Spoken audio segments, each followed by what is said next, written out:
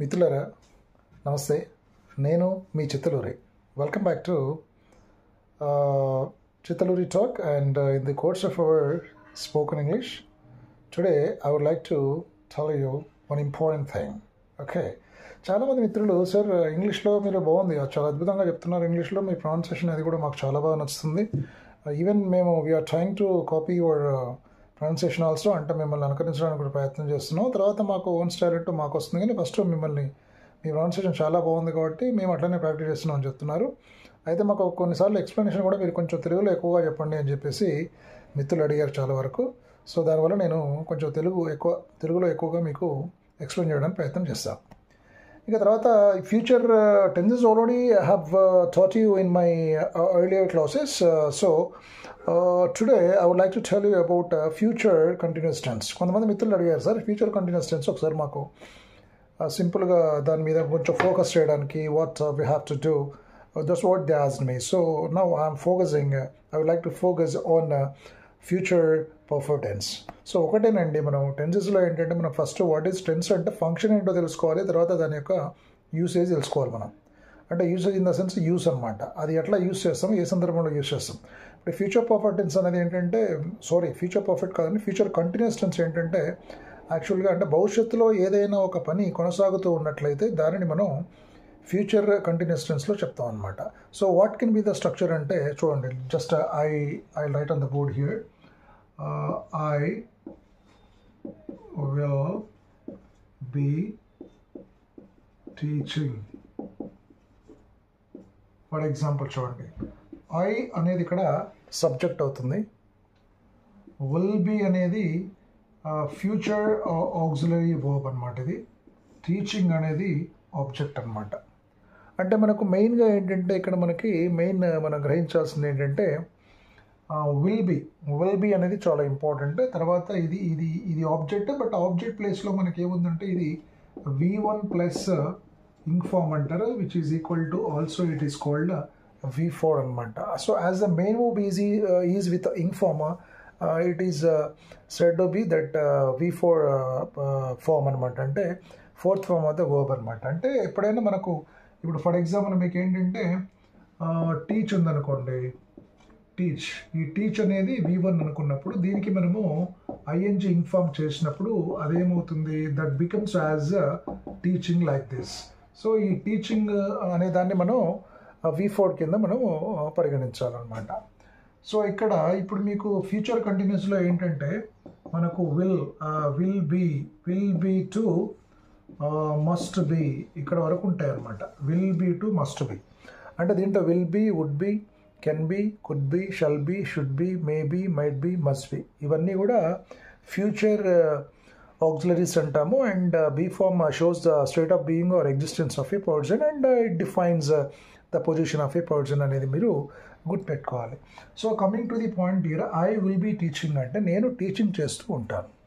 And for example, tomorrow by this time, if I will be in teaching, అంటే రేపు ఈ సమయానికి నేను టీచింగ్ చేస్తూ ఉన్నట్లయితే దాన్ని కూడా మనం రేపు ఈ సమయాన్ని నేను టీచింగ్ చేస్తూ ఉంటాను ఇదే సమయానికి చెప్పడానికి కూడా మనం I will be teaching tomorrow by this time అని కూడా అనొచ్చు.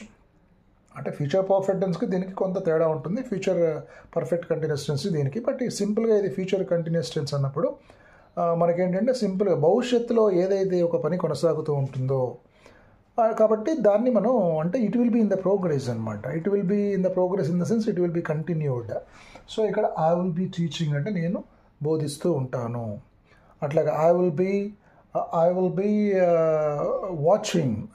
వాచింగ్ టీవీ అన్నాను అనుకోండి, I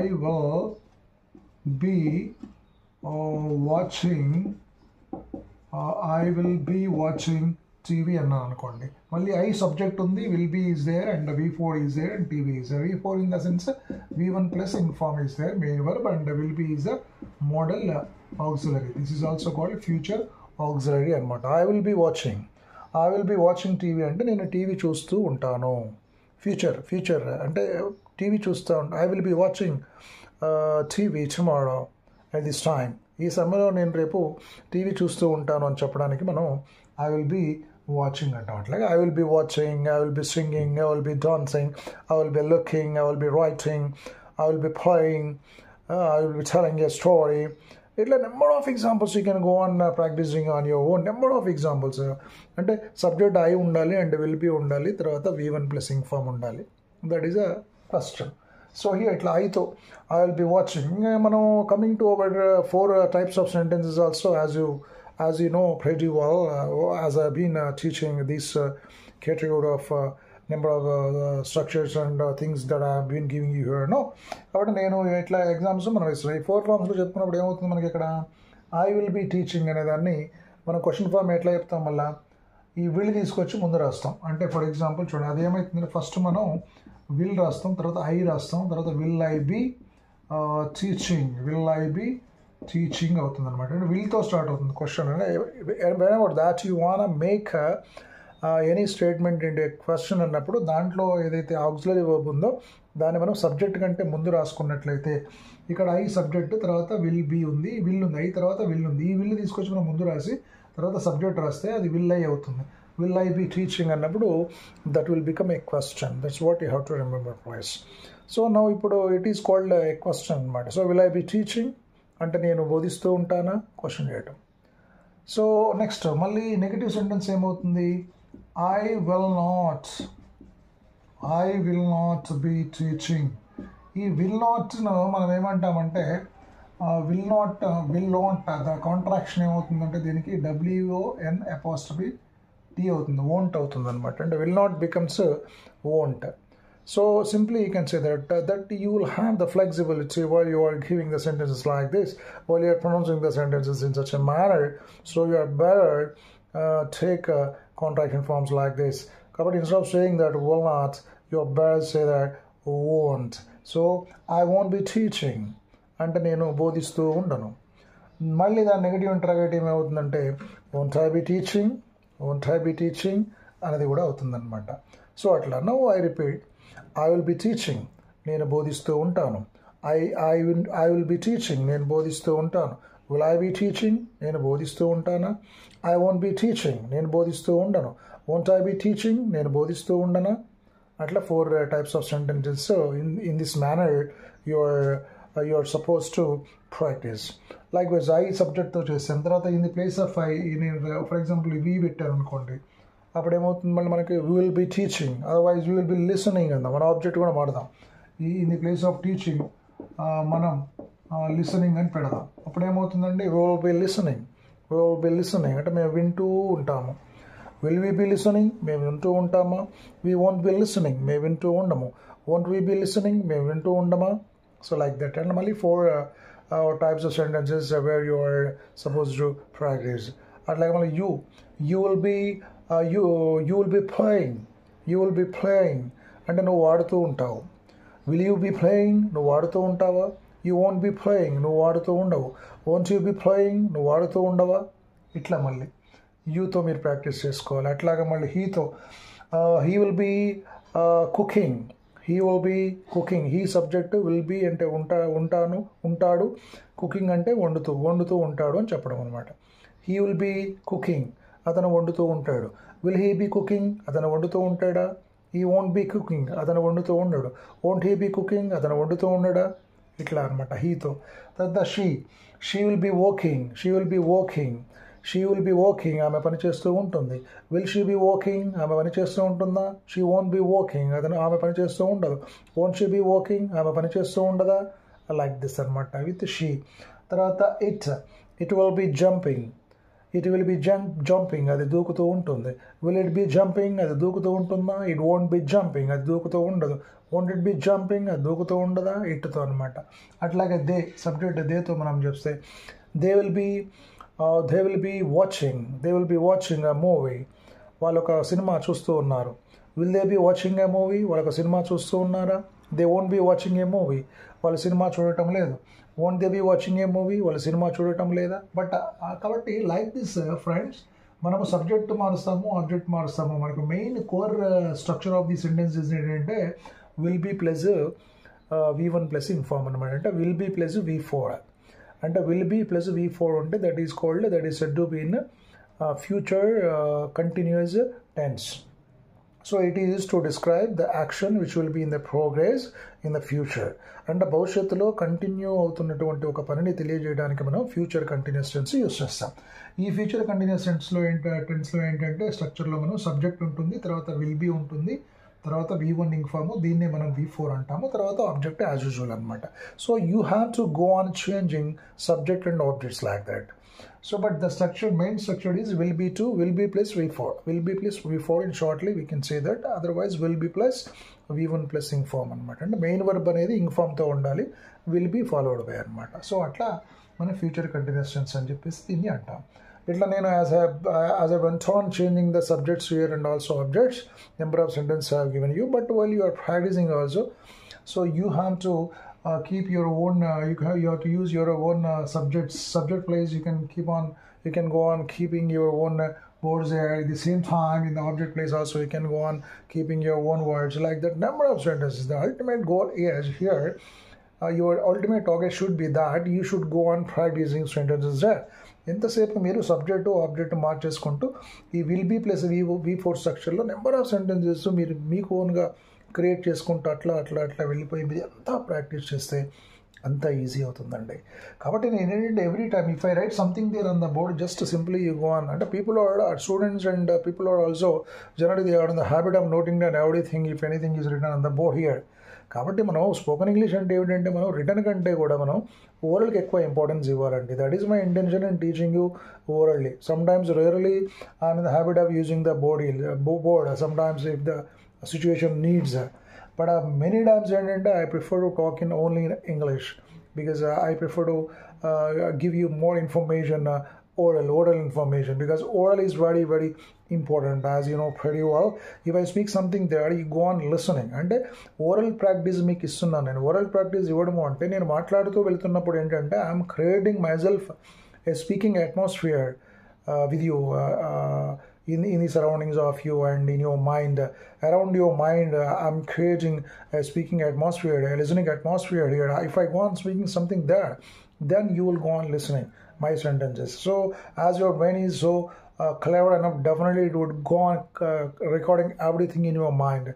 As I have told you earlier, ఎందుకంటే నేను ఇంతకుముందు చెప్పినట్టుగా మీకు ప్రతిదీ కూడా మీ బ్రెయిన్ ఎప్పుడైనా షార్ప్గా ఉంటుంది, that goes on recording everything what ever you listen here. కాబట్టి ఇప్పుడు కొంతమంది అంటూ ఉంటారు గ్రామర్ లేకుండా కూడా మనం ఇంగ్లీష్ నేర్చుకోవచ్చు అని. అంటే అర్థం ఏంటంటే గ్రామర్ లేకుండా మనం ఎప్పుడు నేర్చుకుంటాము?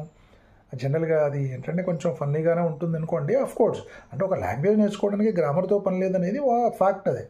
బట్ ఎప్పుడంటే మనం కొంత గ్రామర్ మనకు ఇంట్రడ్యూస్ అయిన తర్వాత, పరిచయం అయిన తర్వాత ఇంకా మన మైండ్ సెట్ అంతా కూడా గ్రామర్లోనే ఉంటుంది. So what may be the rule here, what is the rules and regulations, or what are the rules and regulations here, what is the grammatical formula here that I'm suppose to follow అనేది, ఇట్లాంటి questions అని మన మైండ్లో మనల్ని pink చేస్తూ ఉంటాయి. అప్పుడు మనం గ్రామర్ నేర్చుకుంటేనే స్పోకెన్ లాంగ్వేజ్ వస్తుంది అనేటువంటి దీంట్లో కూడా ఉంటాం మనం. కాకపోతే ఏంటంటే వితౌట్ గ్రామర్ స్పోకెన్ లాంగ్వేజ్ నేర్చుకోవాలంటే ఏంటంటే you should have a spoken English atmosphere. అంటే లిసనింగ్ అట్మాస్ఫియర్ నీ చుట్టూ ఉండాలి. అంటే నీకు ఎక్కడ పోయినా నీ చుట్టూ నీకు ఇంగ్లీషు సంభాషణ అనేది నీకు వినబడుతూ ఉంటే డెఫినెట్గా నువ్వు నేర్చుకుంటావు. అట్లా అవకాశం ఉంటుంది ఏ భాష అయినా అంతే. మరి నీ చుట్టూ ఇంగ్లీష్ మాట్లాడడం లేకపోతే ఇంకా there is no other way. కాబట్టి అప్పుడు బేసికల్గా మనం కొన్ని what are the principles and what are the grammar rules and everything that we should learn, otherwise we cannot go forward అనమాట. కాబట్టి మనకు కొంత ఇంట్రడ్యూస్ అయ్యింది కాబట్టి ఇప్పుడు మన గ్రామర్ స్కూల్ లెవెల్లోనూ కాలేజ్ లెవెల్లోనూ కొంత మనకి ఇంగ్లీష్ స్ట్రక్చర్స్ మనకు ఇంట్రడ్యూస్ అయినాయి కాబట్టి వాటిని మళ్ళీ ఒకసారి మనం చెక్ చేసుకుంటూ వాటిని యూజ్ చేసుకుంటూ ముందుకు వెళ్ళేది మనకి లాంగ్వేజ్ వస్తుంది. దట్ ఈస్ ద ఇంటెన్షన్ అనమాట. కాబట్టి ఇక్కడ ఏంటంటే మనకి ఏంటంటే instead of writing something there, instead of putting something on the paper, you have to use those structures in your own sentences అనమాట. కాబట్టి you should go on listening. ఇప్పుడు video ఉందనుకోండి, I have been teaching like this అంటే in what way Stuart is talking and what way Stuart is giving the hints here, what are the clues that he is giving here, what are the structures that he has been teaching to us అని చెప్పేసి మీరు ఆలోచిస్తూ దాన్ని you have to repeat after me, you have to repeat after me అట్లా మీరు repeat చేస్తూ వెళ్తే మీకు అప్పుడు లాంగ్వేజ్ వచ్చే అవకాశం ఎక్కువగా ఉంటుంది. బేసిక్గా ఏంటంటే వాటి ఇప్పుడు just now as I taught you that is future continuous అన్నారు. ఫ్యూచర్ కంటిన్యూస్ టెన్స్ యొక్క స్ట్రక్చర్ ఏమంటే సార్ ఏమన్నారు అంటే ఇక్కడ ఆఫ్ కోర్స్ సబ్జెక్ట్ ఉండాలి, తర్వాత విల్ బీ ఉండాలి, will be plus V1 plus ing form, లేదంటే will be plus V4 main verb continuous టెన్స్లో ఉండాలి, విత్ ఇంక్ ఫామ్ ఉండాలన్నారు. తర్వాత ఆబ్జెక్ట్ అన్నారు. కాబట్టి will be plus V4 structure ఉండాలి కంపల్సరీ అనేది structure. So what is the use of what is the use of future continuous tense అంటే ఫ్యూచర్లో ఏదైతే వర్క్ కొనసాగుతూ ఉంటుందో కంటిన్యూస్ ప్రాసెస్లో ఉంటుందో which will be in the progress the action which will progress in the future can be defined in future continuous tense అని చెప్పారు కాబట్టి ఎస్ మనం రేపు నేను ఈ పని చేస్తూ ఉంటాను అనడానికి మనం as I will be doing this job, I will be writing there, I will be reading a book, I will be writing a story, I will be watching TV, I will be sitting there, I will be going there, I will be doing this, I will be doing that, I will be writing, I will be telling, I will be drawing, I will be painting, I will be listening to a class, I will be teaching a class, I will be giving my lecture. It's like you should go on framing the own sentence on your own. ఇట్లా మీరు వెళ్తా ఉంటే మీకు డెఫినెట్గా అద్భుతమైనటువంటి practice మీకు వస్తుంది. అప్పుడు ఇట్ బికమ్స్ సో ఈజీ. అంటే this is my intention in teaching that. కాబట్టి this is the reason that I been focusing very much on oral teaching. అంటే ఓరల్ టీచింగ్ నేను ఎక్కువగా ఇస్తున్నాను అంటే అర్థం ఏంటంటే ఇప్పుడు ఇంగ్లీష్లో కూడా ఏంటంటే నేను మొత్తం 90% మీకు తెలుగులోనే చెప్తే ఏమవుతుందంటే మళ్ళీ you will be habituated to listen Telugu words అండి. But where will you have the chance of listening English that. కాబట్టి జనరల్గా నేను 60 to 70, 70 to 30% అట్లా ఇంగ్లీష్ 70% ఉండటానికి నేను ఓరల్ ప్రాక్టీస్ మీకు ఎక్కువ ఇస్తున్నాను. ఎందుకంటే as I have just told you that I'm creating certain listening atmosphere to you and to your mind. I'm feeding your mind. That's why your brain will go on recording everything there. And when the time comes, when the context comes, right, the time your brain will be in a position to supply the sentences. At the same time, your mouth also will cooperate with like anything anamata to produce the sentences. కాబట్టి బేసికల్గా principal ఏంటని తెలుసుకోండి, structure ఏంటని తెలుసుకోండి, దాని use ఏంటని తెలుసుకున్న తర్వాత don't forget to practice. Don't forget to practice and that is very important. ఎన్నిసార్లు అయినా నేను I'm focusing only on your practice అనమాట. కాబట్టి మళ్ళీ go on watching my video and practice the exercises and structures which I have given to you. That definitely there will be 100% results will be there, and definitely you will all become good speakers, no doubt in that. Okay, so that's all for today. So this is a class about future continuous and structures also I have given. So friends, please go on practice, and definitely you will acquire communication skills like anything, spoken skills like anything if you go on watching my videos every day. Anyhow, love you all. Yours, Chittalore. Have a nice day.